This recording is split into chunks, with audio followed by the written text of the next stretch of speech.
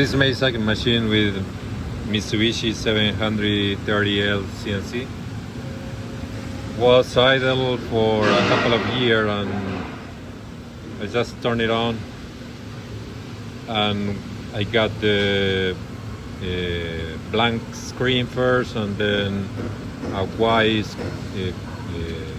color screen. But what I just did is to power off the CNC or disconnected the power supply from this connector,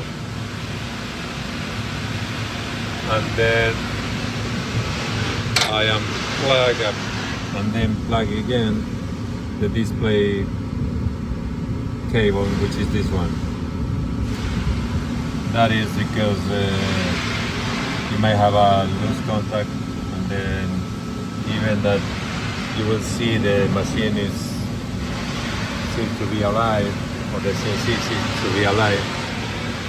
You don't have a screen, so if that happened to you, just go ahead and power off, disconnect and reconnect the cable, the display cable, and that's it.